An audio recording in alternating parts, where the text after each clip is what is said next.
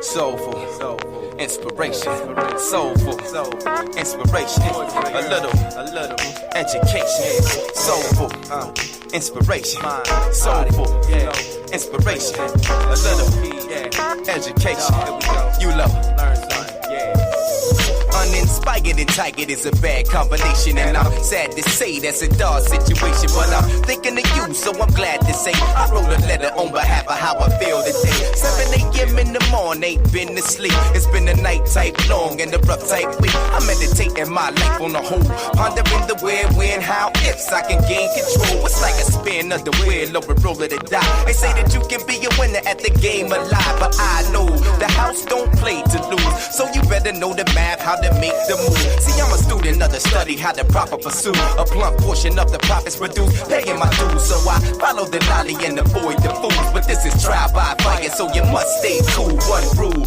envy is a powerful tool, spine all times, everything you do. That way, when the idiots get act fool, you can crack those crabs and continue to move. You know, 7 a.m. in the morning, I'm open up. Long night, ain't been to sleep. I grab my pencil and pad, I'm open. I hope you feel me. Remember back to the slenderest times when we pitched for the pretty penny nickel a dime, before the world seemed crooked and the gutter was fine, when there was good hood living and a peace of mind. Now that's over. Life will make a grown man sober, head aching, hanging over, feeling funny inside. We never knew the world worked on a bogus design to keep a brother buried deep, broken down and blind. Better still, man, it's ill when you look to find there's a chance to advance, most heads deny. Like a dream and a slice of the proverbial pie, we will remain to reside in the ghetto of pride. Ignorance is pure bliss, and these days provide plenty of it to keep a poor man pacified. I try to put him on the business of knowledge applied, but that's a pickle of a deal that's sour inside. But 7 a.m. in the morning, I'm open up. Long night, ain't been to sleep. I grab my pencil and pad, I'm open. I hope you feeling me, man. So many guys that I grew with died, resorted to doing crime and turned doing the time. I can hardly better speak to childhood friends and find every exchange features a fella falling the wayside. That's ill, but then it keeps a brother on bill mode, mentally locked and loaded, ready to deal with any form of friction you can fathom to feel in a world that wheels drama and fires at will. It bust from dawn to dusk and aim to kill, cause a lot of souls shook and afraid for real. So instead turn their head, tuck tail and chill, in the hopes not to cope, but that's whack. See, you and I are like a different breed, and we bring to the balance such a desperate need, the eagerness to elevate and evolve the scene, a better space, a better time indeed. Sincerely.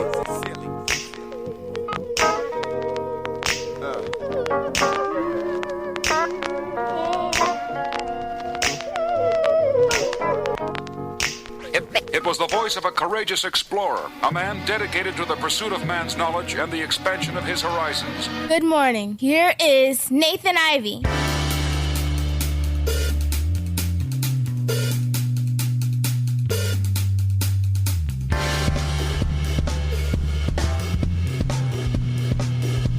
Good morning, everyone, and welcome back. Nathan Ivey with you.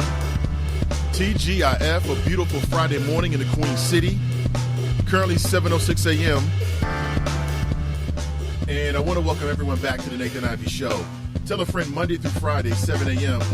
3Ws.nathanivey.com. Today we've got to nominate an award, a Gilligan of the Week. And I think I know who the front runner is. So many Gilligans, not enough time.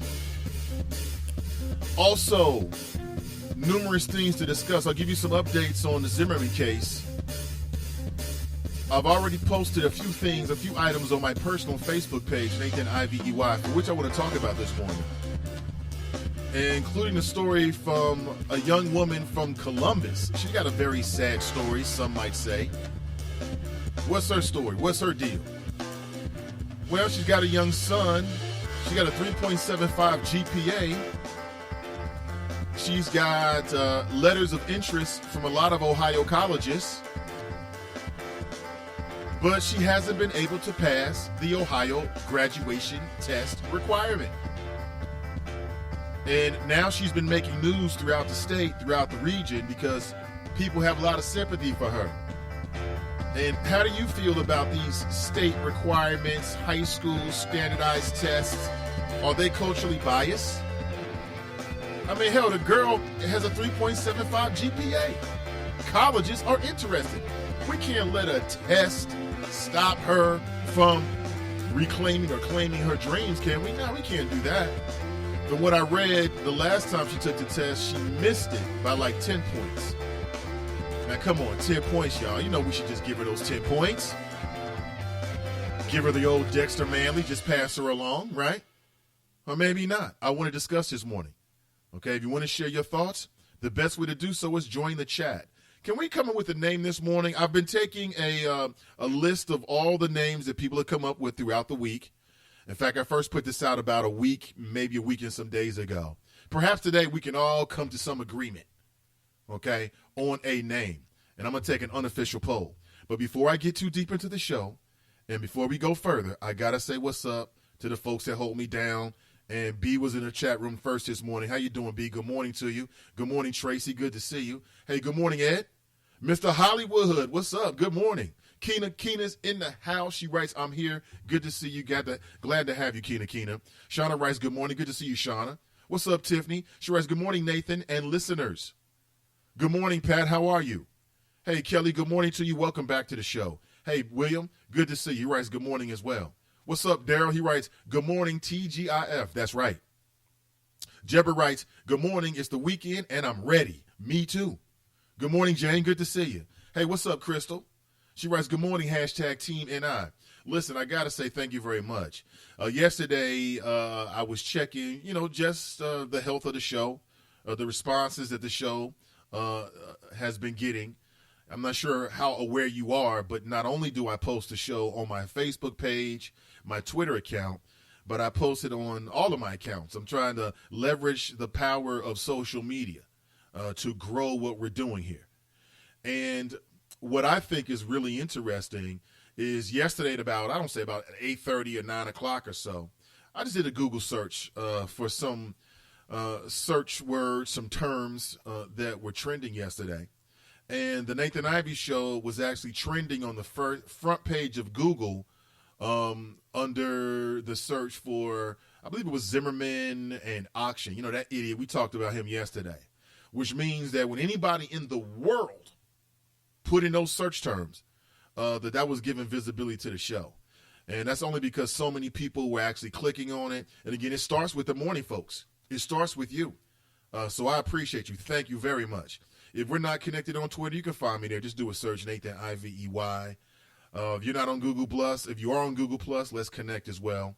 And if you want to connect on social media in general, the best way to do so is at my website. I got a lot of connects there. Let's stay connected as we move forward with this. And I really appreciate you.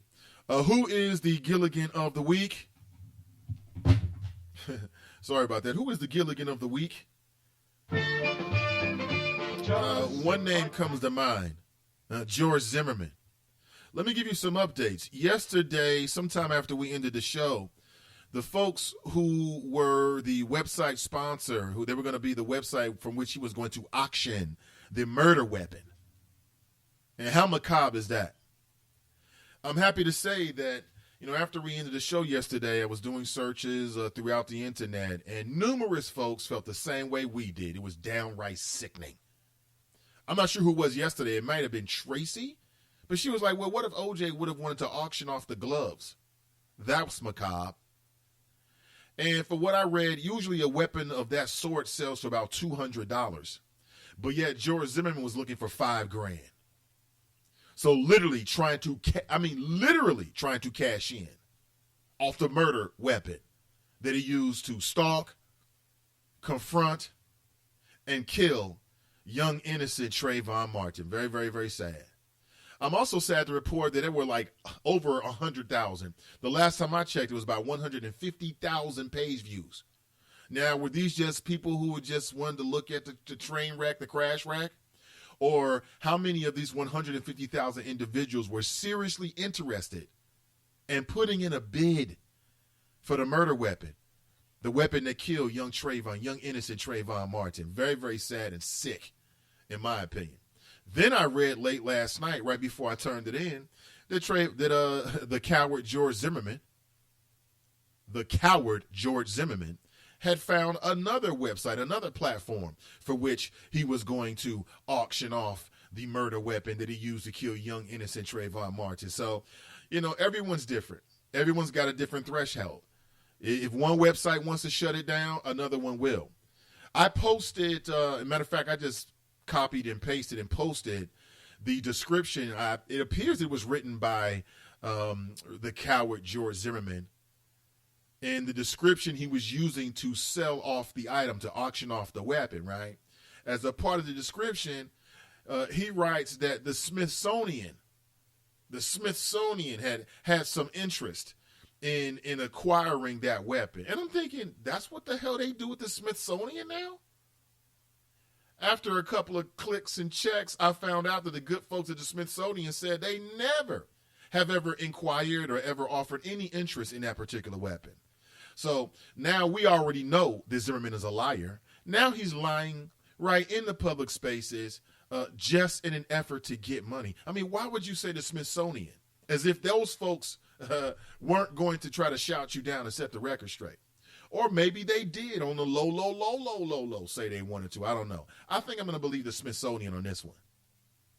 So I'm very happy to say that most of the people, most of the good folks that responded to this idiot, George Zimmerman, responded in the same way we did. For all that and so many other reasons, George Zimmerman is nominated for the Gilligan of the Week. And I just need a couple of amens this morning. Okay? Good morning, Omar. Good to see you. Reggie writes, good morning. Before I head out for the day, we'll be listening while I'm driving. Have a great weekend. Thank you, Reggie. Appreciate you, brother. Tracy writes, Gilligan of the Week isn't long enough for the front runner. You're absolutely right. Gilligan of the century? Gilligan for a lifetime? How about that? A Lifetime Achievement Award. In fact, Gilligan of the Week really isn't harsh enough for the coward George Zimmerman, really.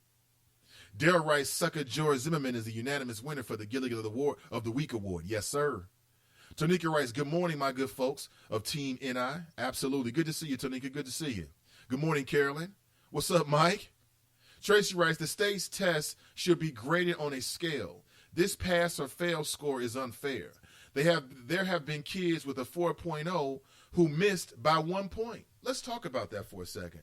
There's a young woman, I think her name is, I want to make sure I pronounce her first name correctly, Tamisha Preston, I believe it is. And she lives in Columbus. And as I understand it, she is a senior, I believe. And she's got a young son. I went to her Facebook page early this morning, a young, beautiful little son. Where's the daddy? But a young, beautiful son. And she's got a dilemma. Her dilemma is that she's got a 3.75 GPA. She's got letters of interest from a lot of colleges, which is a really, really great thing. However, she hasn't passed the high school, right? The Ohio State high school graduation test requirement. Okay, she has not passed that. I was reading a news report I was watching a video, right, from a local news report from up in Columbus. And if it is true, apparently her issue is the science portion. How many people in the audience are bad in science? Raise your hand if you're bad in science. Are you bad in science? I mean, everybody's got, everyone's got areas that you're good at and areas that you're not good at, right? You know, some people are better in math, and some people are great in reading, and some people are not so good in math, and some people are not so good in reading. I'm sure it's the same way with science. Some people are good test takers, and some people are not good test takers. Here's my question for you. Do you have any sympathy? Do you sympathize with this young woman? I'm not sure what they're asking for. I mean, are they asking for the State Board of Education to bend the rules? Is this an appeal to administrators, for stakeholders within this process to somehow change the process? Is there some type of appeal process where if you're really, really close to the test, like 10 points away or 15 points away, then they can give you some credit? Full disclosure, I have had family members who have not been able to walk because they've had difficulties with this very same state requirement. I believe that it was put in place a few years after I graduated, because I remember being in high school and there was talk about it, but I didn't have to